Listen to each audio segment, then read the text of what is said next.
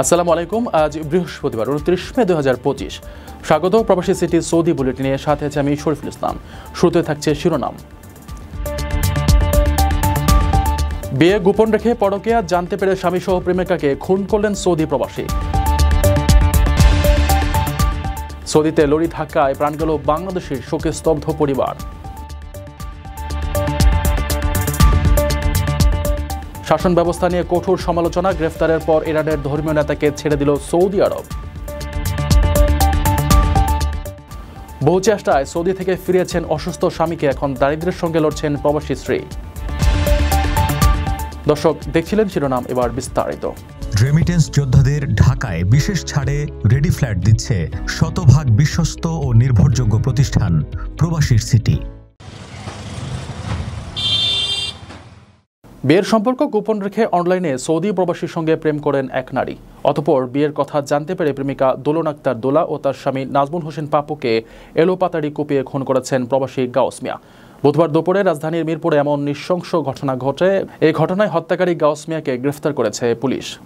গ্রেফতার গাউসের বরাত দিয়ে পুলিশ জানায়, তিনি সৌদি প্রবাসী, বাড়ি গোপালগঞ্জের কাশিয়ানী উপজেলায়। সৌদি আরবে থাকার সময় 9 মাস আগে ফেসবুকের মাধ্যমে দোলার সঙ্গে পরিচয় হয়।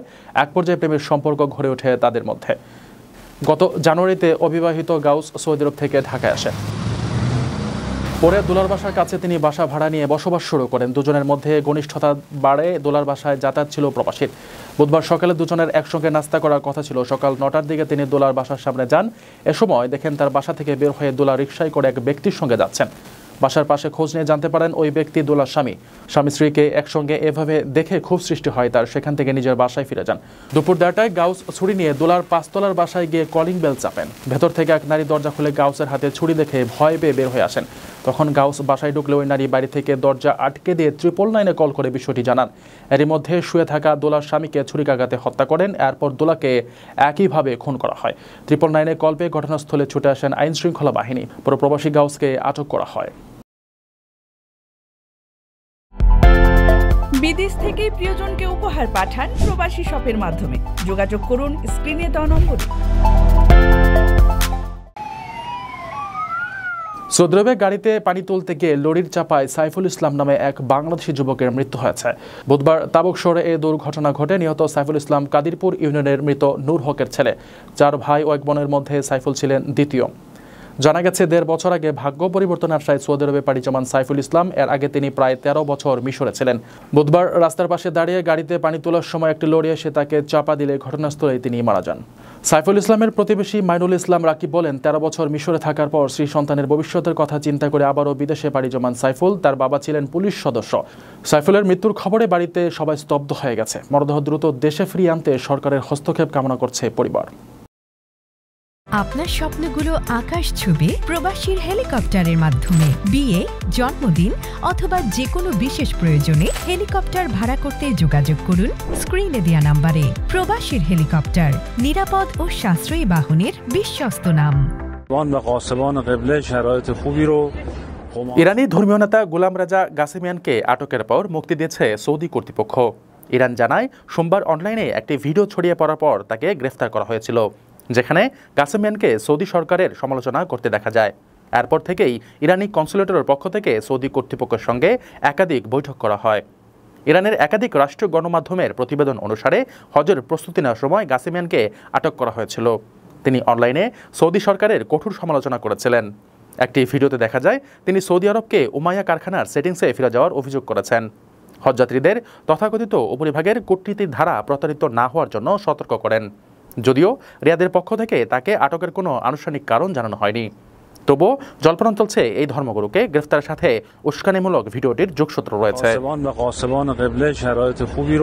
ইরানি সংবাদ মাধ্যমের প্রতিবেদন অনুসারে গাসেমিয়ান কোনো সাধারণ ধর্মযাজক নন। একসময় ধর্মীয় গানের জন্য গালেভাফের কোকিল নামে তিনি পরিচিত ছিলেন। সর্বোচ্চ নেতা আলী খামেনির আগেও তিনি ছিলেন শাসক গোষ্ঠীর গণমাধ্যমের একজন বিশিষ্ট ব্যক্তিত্ব এবং বহু বিবাহের মতো সামাজিক নীতির একজন সোচ্চার সমর্থক। রেমিটেন্স যোদ্ধাদের ঢাকায় বিশেষ ছাড়ে রেডি ফ্ল্যাট দিচ্ছে শতভাগ বিশ্বস্ত ও নির্ভরযোগ্য প্রতিষ্ঠান প্রবাসীর সিটি। 7 বছর আগে সৌদি আরবে শ্রমিক হিসেবে গিয়েছিলেন আব্দুল জব্বার সর্দার। বিমানবন্দর নেমেই তাকে ক্লিনারের কাজে লাগিয়ে দেওয়া হয়। পরে তিনি বুঝতে পারেন দালালেরা তাকে বিমানবন্দরের ক্লিনার হিসেবে বেচে দিয়েছেন। 3 বছর পর শূন্য হাতে তাকে বিমানবন্দর থেকে বিদায় করে দেওয়া হয়। হঠাৎ দেখা পাওয়া এলাকার এক ব্যক্তির মাধ্যমে অন্যত্র কাজ পেলেও সুদিনের আর দেখা পাননি রাজশাহীর তানোর উপজেলার হিরানন্দপুর গ্রামের বাসিন্দা জব্বার। 1 বছর আগে সৌদি আরবে সড়ক দুর্ঘটনায় গুরুতর আহত হওয়ার পর তাকে আইসিইউতে ভর্তি করা হয়। এই খবর পেয়ে স্বামীকে ফেরাতে সরকারের এক দপ্তর থেকে আরেক দপ্তরে ছোটাছুটি শুরু করেন স্ত্রী। তার চেষ্টায় অচেতন অবস্থায় দেশে ফিরেছেন জব্বার সর্দার। গত রোববার তাকে রাজশাহী মেডিকেল কলেজ হাসপাতালের আইসিইউতে ভর্তি করা হয়েছে। জব্বার সর্দার একজন কৃষি শ্রমিক ছিলেন। 2018 সালের 16 জানুয়ারি তিনি সৌদি আরবে যান। 1 বছর ধরে অচেতন স্বামীকে দেশে ফেরানোর লড়াই করতে গিয়ে শ্রী আদুরি খাতুন দিশাহারা হয়ে হয়েছেন ঋণগ্রস্ত।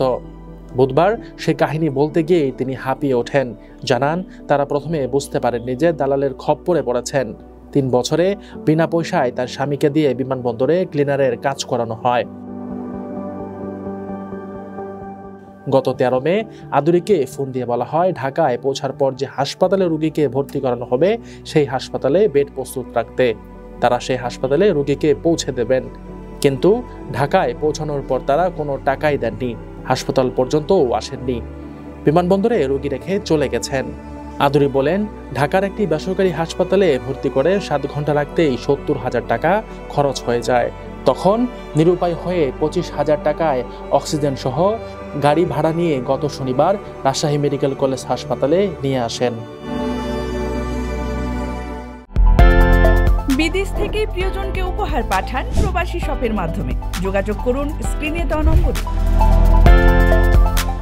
দর্শক দেখছিলেন প্রবাসী সিটি সৌদি বুলেটিন। শেষ করার আগে শিরোনামগুলো জানিয়ে দিচ্ছি আরও একবার। বিয়ে গোপন রেখে পরকীয়া জানতে পেরে স্বামীসহ প্রেমিকাকে খুন করলেন সৌদি প্রবাসী। সৌদিতে লরি ধাক্কায় প্রাণ গেল বাংলাদেশের শোকে স্তব্ধ পরিবার। শাসন ব্যবস্থা নিয়ে কঠোর সমালোচনা, গ্রেফতারের পর ইরানের ধর্মীয় নেতাকে ছেড়ে দিল সৌদি আরব। বহু চেষ্টায় সৌদি থেকে ফিরেছেন অসুস্থ স্বামীকে, এখন দারিদ্র্যের সঙ্গে লড়ছেন প্রবাসী স্ত্রী। এই ছিল সৌদি বুলেটিনের আজকের আয়োজনে। প্রবাসের সর্বশেষ সংবাদ পেতে ভিজিট করুন probastyme.net, সাবস্ক্রাইব করুন আমাদের ইউটিউব চ্যানেল, চোখ রাখুন ফেসবুক পেজে। পরবর্তী বুলেটিন দেখার আমন্ত্রণ জানিয়ে আজকের মতো বিদায় নিচ্ছি আমি শরীফুল ইসলাম। সেই পর্যন্ত সবাই ভালো থাকবেন, নিরাপদে থাকবেন। আল্লাহ হাফেজ।